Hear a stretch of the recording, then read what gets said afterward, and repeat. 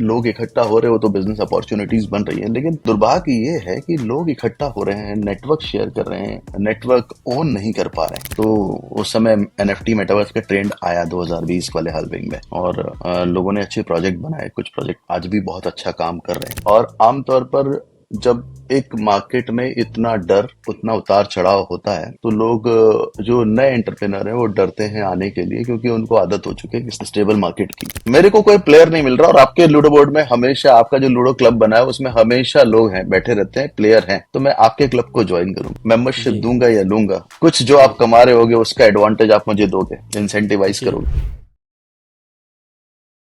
Welcome to digital दुनिया। आज हमारे साथ है मनीष, जो कोबॉक्स मेटावर्स के फाउंडर है। Welcome to the show Manish. Thank you Apu, thank you very much for having me. ये बातचीत बहुत मज़ेदार रहेगी क्योंकि Manish, pass it on to you, but आप लखनऊ से हो। मेरा कोई पिछले जन्म का नाता लगता है मुझे लखनऊ से, मुझे काफ़ी अट्रैक्ट करता है, और मुझे एक बार होकर भी आया जैसे मैंने आपको बताया, तो वो बात हम करेंगे hopefully. But before we jump into it, मुझे ये पूछना है आपसे कि आपकी जर्नी वेब 3 में कैसे शुरू हुई? तो ये तो सवाल किसी से भी पूछोगे तो सभी की जर्नी बिल्कुल स्टार्ट भी नहीं हुई, अभी तो 2 4 5 साल हुए हैं।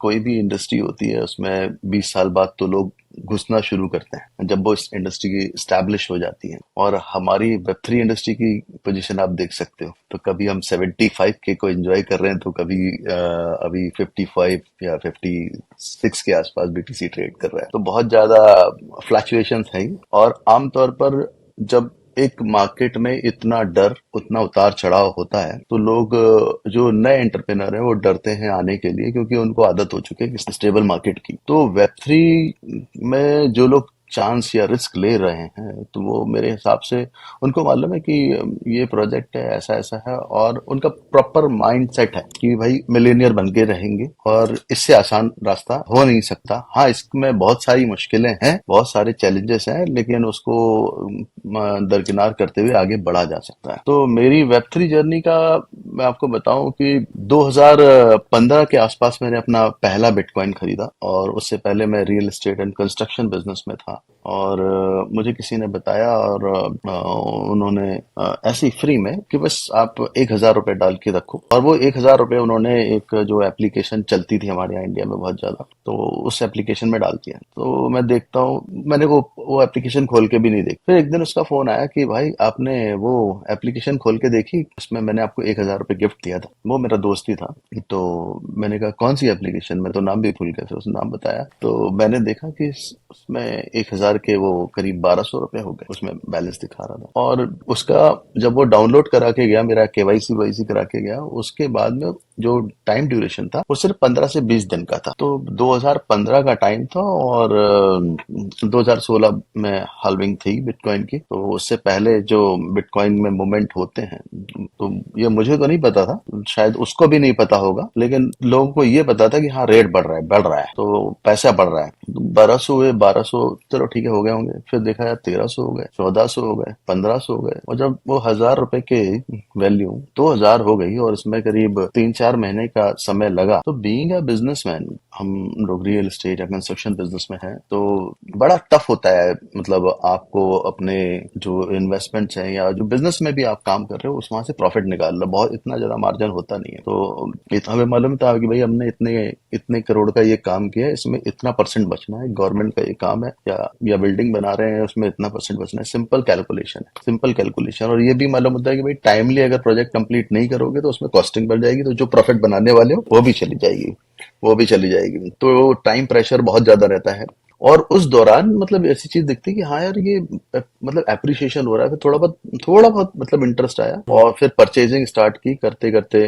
ठीक ठाक बिटकॉइन, और फिर इथेरियम किसी ने बोला इथेरियम ले लें। फिर 2017 में आईसीओ का दौर आया, जी। तो आईसीओ लिए। तो आईसीओ में लोगों ने बहुत पैसे बनाए, और बहुत नुकसान भी उठाया। तो मैंने भी मतलब सबके एक्सपीरियंस होंगे, किसी ने 2015 में अगर रेफरेंसेस मिलते थे कि बिटकॉइन 100K का हो जाएगा या 50K तक पहुंचेगा, लेकिन उस समय $1,000 भी रेट नहीं था। जी। और हम लोग मतलब 50x, मतलब एक फिगर, बहुत बड़ा फिगर होता था कि भाई आप 50x कर लोगे, जी। 50x कर लोगे, ठीक है। तो लोग क्या करते थे कि भाई और अदर अपॉर्चुनिटीज देखते थे, जैसे कि हम अपने बिटकॉइंस को कहाँ पर इन्वेस्ट कर दें। बहुत सारे स्कैम्स भी उस समय एक्टिव थे, फायदा नुकसान दोनों उठाया। इस तरह से शुरुआत शुरुआत हुई। लेटर जब इथेरियम प्रोटोकॉल आता है, इथेरियम नेटवर्क लाइव होता है और इथेरियम के ऊपर प्रोजेक्ट बिल्ड होना शुरू होते हैं, ठीक है, उसमें फिर इथेरियम की प्राइस बढ़ने लगी तो फिर थोड़ा सा इंटरेस्ट आया कि भाई प्राइस क्यों बढ़ रही है, या रीजन क्या है। तो उसके बाद में एक मतलब एक कह सकते हैं ना कि एक रिसर्च का सब्जेक्ट आया कि चलो देखते हैं, पढ़ना शुरू करते हैं, यूनिवर्सिटी ज्वाइन करते हैं। यूनिवर्सिटी पे तो पहले ही थे ही हम लोग, तो यूट्यूब यूनिवर्सिटी में देखा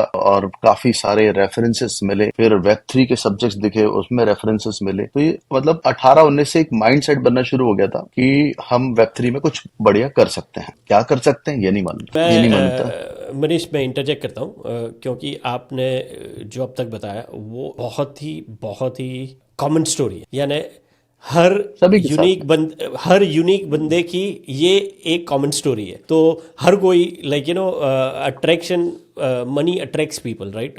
तो it goes without right. Saying everyone jumps in because of that, और उनकी शुरुआत होती है। और फिर जब समझ बढ़ने लगती है और गहराई में जाते हो तो आपको फिर वो तवज्जो पैसे पर इतनी नहीं रहती है, होती है, लेकिन वो फैसिनेटिंग जर्नी शुरू हो जाती है लर्निंग की। तो आप शायद उसी और पर जा रहे थे, तो प्लीज़ कंटिन्यू। हाँ, तो उस तरफ बढ़े और उसके बाद में रेफरेंसेस मिलना शुरू हो गए, क्योंकि ये जो दौर था, ये जो मतलब 2015 16 17 साल का ये दौर था, जो 3 साल 4 साल का, वहाँ यहाँ इंडिया में काफी सारे अभी भी पॉलिसीज तो क्लियर है नहीं। हाँ चलो, हमारे पास ये है कि हमको इतना परसेंट टैक्स देना है, लेकिन ड्यू टू मनी इन्वॉल्व, जब इतना सारा पैसा इन्वॉल्व है किसी इंडस्ट्री में, तो बैड पीपल अट्रैक्ट करेंगे ही वो। जी। और बहुत बहुत सारे स्कैम्स भी हुए और बहुत सारे स्कैम्स के शिकायत भी हुए, ठीक है, तो क्योंकि नॉलेज नहीं थी, ठीक है। और ये होता ही है आज, मतलब जहां भी पैसा इन्वॉल्व है, मनी इन्वॉल्व है, वहां पर आपको गुड और बैड पीपल मिलेंगे, चाहे वो इंश्योरेंस सेक्टर हो, चाहे वो बैंकिंग सेक्टर हो, या हमारा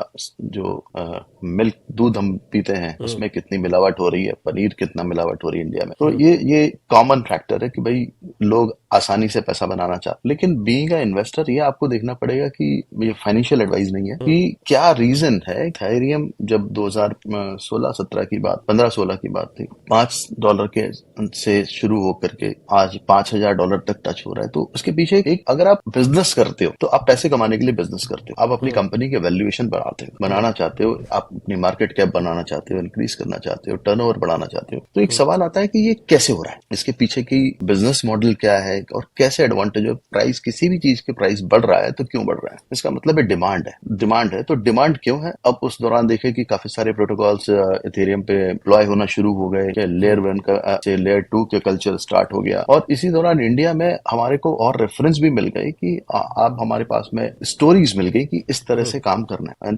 चाहे वो संदीप हो या निशल हो या सुमित गुप्ता हो, इन्होंने ये वेब 3 इंडिया के लिए एक आइडियल है और एक अच्छे बिजनेस मॉडल को एस्टैब्लिश किया कि इस तरह से कंपनियां चलाई जाती हैं। और इन्होंने बहुत सारे नए एंटरप्रेन्योर्स को एक रास्ता दिखाया कि जो भी मार्केट में चल रहा है उसके साथ साथ आपको कुछ जो मतलब कहते हैं प्रोटोकॉल्स के हिसाब से, कुछ नियम के हिसाब से आप आराम से बिजनेस कर सकते हो और इसमें एक अच्छी अपॉर्चुनिटी वेब 3 में देख सकते हो। तो 2020 में 20-21 के टाइम पे कोविड का दौर था, सब लोग घर ही बैठे हुए थे 2019-20 में, और बहुत अच्छा समय मिला, ठीक है। कंस्ट्रक्शन बिजनेस हमारे टोटल बंद थे जी। और बहुत अच्छा समय मिला रिसर्च करने के लिए। बाकी मैं साइड बाय साइड टेक्नोलॉजी से हमेशा जुड़ा रहा और drop shipping, e commerce websites और ये सारे काम चलते रहे साथ साथ। तो तो मनीष, मैं फिर से इंटरजेक्ट करूंगा just to make sure that ये टॉपिक से हम जब आगे जा रहे हैं तो इसको पैराफ्रेज कर रहा हूँ तो लोगों को समझने में आसानी हो। तो मेरी भी जर्नी कुछ आपके जैसी है। मैं थ्रू एंड थ्रू फाइनेंस में था,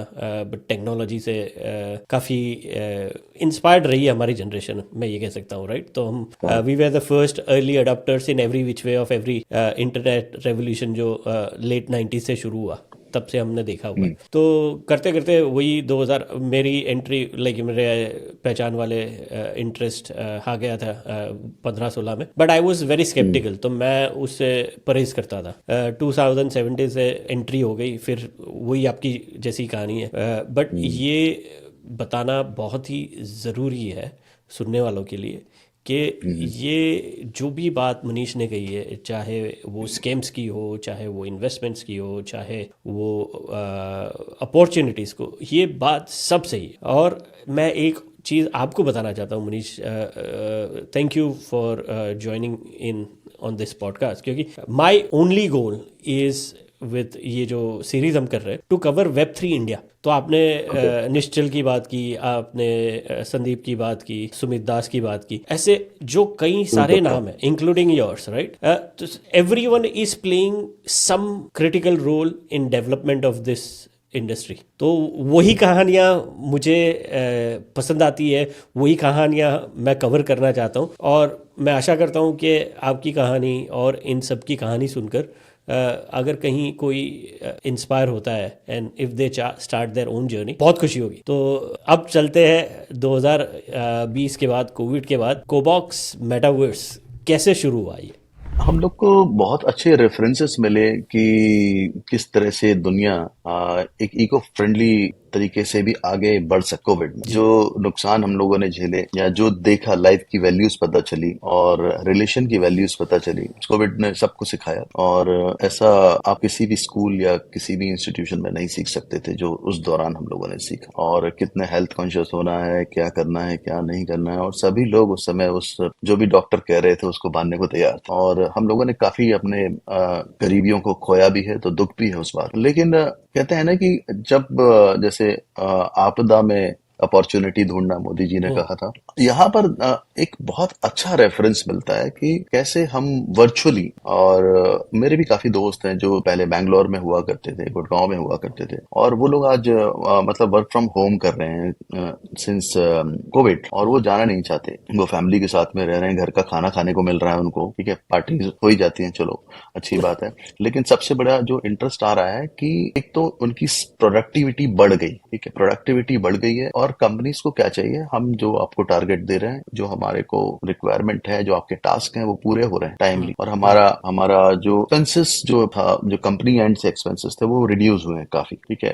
तो मतलब HRA और ये सारे जो अनाउंसेस अलग से देने होते थे, वो कंपनी ने कम की। कंपनी का रेंट बच रहा है, और कंपनी के इलेक्ट्रिसिटीज बिल रिड्यूस हो गए, क्योंकि वही प्रोडक्टिविटी अब उनके घर से आने लगी। तो यहाँ पर एक बहुत अच्छा बिजनेस मॉडल दिखता है कि हम वर्चुअली कनेक्टिविटी को कितना आसान बना सकते हैं। और कनेक्टिविटी अगर आसान होगी तो लोग इकट्ठा होना शुरू हो जाएंगे, यूजर्स, जी ठीक है। हाँ, कनेक्टिविटी आसान होगी और उनको थोड़ा बहुत मजा आ रहा होगा, ठीक है, क्योंकि मजा इन द सेंस कि उनको या तो एंटरटेनमेंट मिल रहा है, सीखने को मिल रहा है, और क्लोजर मिल रहा है, तो लोग इकट्ठा होना शुरू हो जाएंगे। और जहां पर लोग इकट्ठा शुरू होने हो जाएंगे, तो वहां पर बाजार बनेगा ही बनेगा, ठीक है। 50 लोग हैं, अभी आप जाइए किसी भी गांव में खड़े हो जाइए, एक बस रोकी है, वो बस खराब हो गई है, ठीक है, और 50 लोग उतरते हैं, आसपास कुछ भी नहीं है, थोड़े दूर एक गांव है, बंदा आएगा और पानी बेचना शुरू कर देगा, दूसरा आएगा वो पान मसाला वगैरह बेचना शुरू कर देगा, अगर इंडिया जी की बात करूं, जी तीसरा जी आएगा वो चाय बेचना शुरू कर देगा। तो इस तरीके से जो बिजनेस है,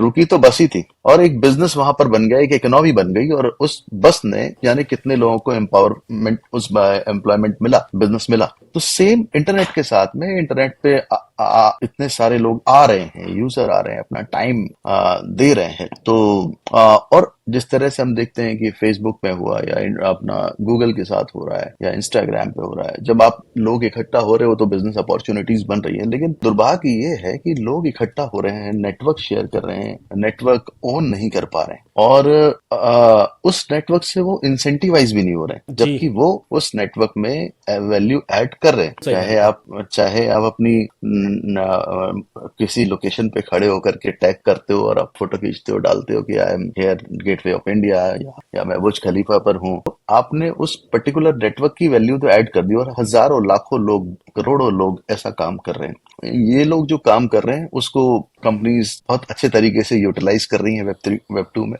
और ये जो काम है, ये कैसे डिसेंट्रलाइज मैनर में हो सकता है, और हम सबसे पहले कि हम जो डेटा या जो नेटवर्क इस्तेमाल करते हैं, बीइंग अ यूजर, हम उसमें अपना पार्टिसिपेशन कैसे दे सकते हैं, हम उस नेटवर्क को ओन कैसे कर सकते हैं। तो ये वेब 2 में इस तरह की कोई फैसिलिटीज नहीं। इतना बड़ा डेटा है, सब लोग हम लोग वैल्यू ऐड कर रहे हैं, हम लोगों ने गूगल बना दिया, हम लोगों ने हम लोगों ने फेसबुक बनाया, इंस्टाग्राम बनाया, यूट्यूब बनाया, ठीक है, लेकिन यूजर के हिसाब से सोचेंगे तो यूजर के हिसाब से कुछ नहीं मिल रहा है। तो बहुत सारे रेफरेंस है, और उसी उसी दौरान फेसबुक ने मेटावर्स को देखते हुए अपने आप को रीब्रांड किया और सभी ने सोचा कि अब तो इंटरनेट बदल जाएगा। तो हम लोग भी उसी तरह से सोच रहे थे, उन्होंने ऑक्यूलस इंट्रोड्यूस किया। और लेकिन उस समय भी मेरा सोचना थोड़ा अलग था कि हम किसी भी नई टेक्नोलॉजी को अडॉप्ट कराने में तभी हो सकते हैं जब वो एक आम आदमी तक पहुंचे। जैसे कि यूपीआई एक बहुत बढ़िया रेफरेंस है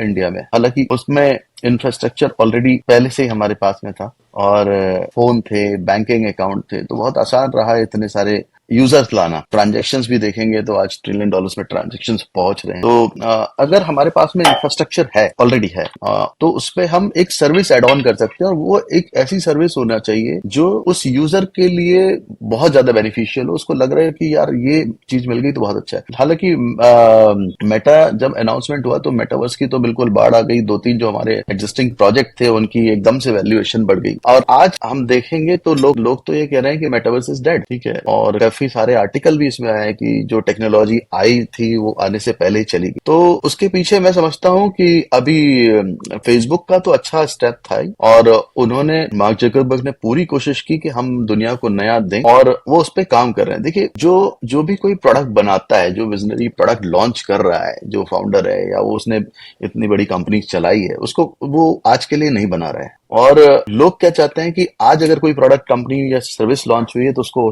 आज ही एडवांटेज मिलना चाहिए, तो वो आज के लिए नहीं बना रहा है, वो 5 साल, 10 साल, 15 साल बाद के लिए बना रहा है। और जब वो टेक्नोलॉजी या टूल्स, हार्डवेयर सपोर्ट करने लगेंगे तो किस तरीके से एडॉप्शन होगा हम नहीं जानते। नहीं, आप बिल्कुल सही कह रहे हैं, क्योंकि अगर मेटावर्स तो एक नाम है, बट बेसिकली आप जो हिंट कर रहे हो डिसेंट्रलाइज सोशल मीडिया की तरफ हिंट है आपका। एंड मुझे शायद उम्मीद है आपने ये किताब पढ़ी होगी क्रिस डिक्सन की। जो तो मैं वही कह रहा था कि A16Z के फाउंडर क्रिस डिक्सन की किताब है, सुन स्पेशली फॉर आवर लिसनर्स, यहाँ पर कहीं पर उसका स्लाइड आ जाएगी। Read, right and own talks about web read, right, हाँ। ओके। तो बहुत ही मज़ेदार किताब, आई लव बुक्स। तो वो जैसे ही आई थी मैंने पकड़ के पढ़ ली थी, बहुत मज़ेदार है, and it actually talks about the same thing. तो जैसे मैं बता रहा था कि Google, YouTube, Facebook, Instagram, TikTok, कोई भी वेब 2 की सर्विस है, तो हम like we are the raw material, और हमें कोई मुनाफा नहीं मिलता, कोई सैलरी नहीं मिलती है, कुछ नहीं मिलता है, कमा कोई और रहा है, हम कंटेंट बना भी रहे और यूज भी कर रहे हैं। तो ये वेब 3 का जो ट्रांजिशन है, ये रीड, राइट एंड ओन का मतलब ही यही है कि आप कंटेंट कंज्यूम भी करोगे तो भी आपको कमाने को मिलेगा, आप कंटेंट क्रिएट भी करोगे तो भी आपको कमाने का मौका मिलेगा। तो ये है वेब 3, मेटावर्स या डिसेंट्रलाइज सोशल मीडिया, जिसके बारे में मनीष आप बता रहे थे।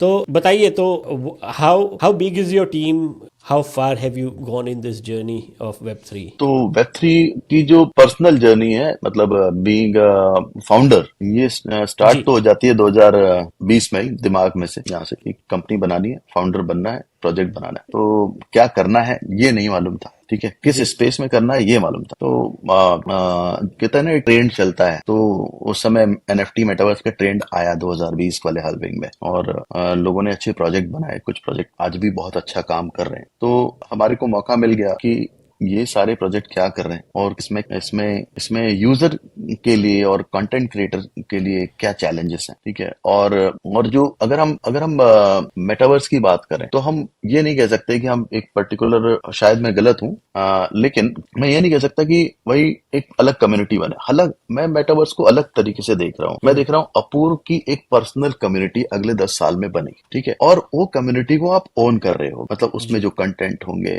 उनको ओन कर रहे होंगे, आपके पास में डेटा होगा, और वो कम्युनिटी आपसे इंसेंटिवाइज हो रही होगी, ये बड़ी बात होगी। तो वो जो कम्युनिटीज बनेंगे या बिजनेसेस हो रहे होंगे आगे चल करके, जो मेरा एक अंदाजा है वो ये होगा कि जैसे हमने पिछले 10 सालों में हमने देखा कि इंस्टाग्राम पे B2C का कैसे प्रोडक्शन बढ़ा, आप अगर इंस्टाग्राम को हटा दो और गूगल डिजिटल मार्केटिंग को हटा दो, तो आप B2C प्रोडक्ट जो इंडस्ट्री डेवलप हुई है उसका आपको मतलब कुछ भी एक बिजनेस मॉडल दिखने वाला नहीं है, जी कोई भी जी, सक्सेस दिखने बिल्कुल वाली नहीं है। सही, यस यस, ठीक है, एब्सोल्युटली। तो वहां पर एक अपॉर्चुनिटी मिली क्रिएटर्स को एडवांटेज लेने के लिए। लेकिन अब अगर हम बात करें कि डिजिटल स्पेस, वर्चुअल स्पेस, क्यों? क्योंकि आज आज हमारी जो जनरेशन है, जो मेरी जो जनरेशन, तो हमने ये देखा है कि हमारे घर में लैंडलाइन लगा। ठीक है, लैंडलाइन लगा और हम जब नहीं था तब हम पड़ोसियों के घर आते जाते थे, बुलाने कोई आता था कि फोन आया। तो ये फेज से हम लोग निकल करके आए, मोबाइल देखा, तो बहुत एक्सपेंसिव इनकमिंग कॉल्स, उसके बाद में हमने साइबर कैफेज भी देखे। और अगर आप बिजनेस या एंटरप्रेन्योर थॉट है तो आप ये भी देख रहे हो कि साइबर कैफे का बिजनेस पिछले 20 साल में कितना बदला है। साइबर कैफे से पहले वो सीडी बेचा करता था या वो वीसीआर रेंट पे चलाया करता था, राइट? वो सीडी प्लेयर, वीसीआर फिल्में हम लोग डीवीडी रेंट पे लाते थे, और उसने अपना बिजनेस बदल लिया उसी बंदे ने। मैं ऐसे बहुत सारे आपके भी, मैं अपने एरिया में ऐसे रेफरेंसेस होंगे, उसने साइबर कैफे स्टार्ट कर दिया, उसको लगा कि ये बड़ा अच्छा बिजनेस है साइबर कैफे। ठीक है, क्यों? क्योंकि उस समय डिवाइसेस और इंटरनेट एक्सेस करना एक्सपेंसिव था। लेकिन आज के डेट में आप साइबर कैफे देख रहे हो? नहीं, क्योंकि हमारे को ये पता चल गया है कि इंटरनेट के बगैर हम लोग नहीं रह सकते। और आज जो हमारी जो जनरेशन है, हम तो फिजिकली बड़े हैं, हम लोगों ने बहुत सारे प्ले किए होंगे, आपने भी गिल्ली डंडा, कंची वंची, क्रिकेट विकेट, सब तमाम चीजें खेली होंगी, है ना? लेकिन आज हमारी जो जनरेशन है, उससे पूछो क्या कर रहे हो, तो वो या तो माइनक्राफ्ट प्ले कर रहा है, या वो रोब्लॉक्स में है, या वो फोर्टनाइट प्ले कर रहा है। अब मेरा बेटा है, और मैंने जब मुझे याद है वो 4 साल का था, तो उसके लिए मैंने उसने मुझसे एक पेड वर्जन माइनक्राफ्ट बाय करवाया। और के बाद में रोब्लॉक्स या फायरफॉक्स हो गया, और भी फ्री फायर, सॉरी, और भी गेम्स। अब उस गेम्स में जो कनेक्शन बिल्ड हो रहा है, वो अपने फ्रेंड्स को बुला ले रहा है। ठीक है, तो मोस्ट ऑफ द टाइम वो लोग बाहर भी कम जाना चाहते हैं, लेकिन मोस्ट ऑफ द टाइम वो लोग अपने डिवाइसेस पे हैं। और सबसे बड़ी बात यह है कि वो अपने फ्रेंड्स के साथ कनेक्ट है। तो जैसे मतलब हम लोगों ने लूडो बहुत प्ले किया होगा कोविड के टाइम पे, तो एक अच्छा समय मिला लोगों को, तो लोगों ने लूडो डाउनलोड किया, और वहां से चलो हम, तुम आ जाओ हम आ जाए, सब लोग साथ में खेल रहे थे। वही चेस बोर्ड, वही लूडो बोर्ड जो हम बचपन से देखते आ रहे थे, लेकिन वो डिजिटल हो गया, और अब अलग अलग लोकेशन से आप ज्वाइन कर सकते थे। तो यहाँ से एक आइडिया आता है कि यार, अगर आप अपना खुद का लूडो बोर्ड बनाते हो, अब आप अपनी लूडो बोर्ड की कम्युनिटी बना रहे हो वर्ल्ड वाइड। ठीक है, आप उस लूडो बोर्ड को ओन कर रहे हो, मेरे को कोई प्लेयर नहीं मिल रहा, और आपके लूडो बोर्ड में हमेशा, आपका जो लूडो क्लब बना है उसमें हमेशा लोग हैं, बैठे रहते हैं, प्लेयर हैं, तो मैं आपके क्लब को ज्वाइन करूंगा, मेंबरशिप जी दूंगा या लूंगा, कुछ जो जी आप कमा रहे होगे उसका एडवांटेज आप मुझे दोगे, इंसेंटिवाइज जी करोगे। तो डिजिटली जो लोग, जो जनरेशन ग्रो हो रही है, उसके लिए आज के टाइम में डिजिटल इकोनॉमी नहीं है। हम एनएफटीज की बात कर लें, हम टोकन की बात कर लें, लेकिन हम उसकी यूटिलिटी की क्या बात करेंगे? तो उसके लिए हमारे पास में एक इन्वायरमेंट, और इस तरह के हमारे पास में 3D एक्सपीरियंसेस बहुत कम है। मतलब आप रोब्लॉक्स की बात करो, माइनक्राफ्ट, ठीक है, और 2-3 प्लेटफॉर्म अगर हो गए, यहाँ पर मिलाकर के जो टाइम अभी लोग बिता रहे हैं, बच्चे हैं, जनरेशन है, सभी लोग हैं, करीब 78 आवर्स मंथली स्क्रीनिंग टाइम है,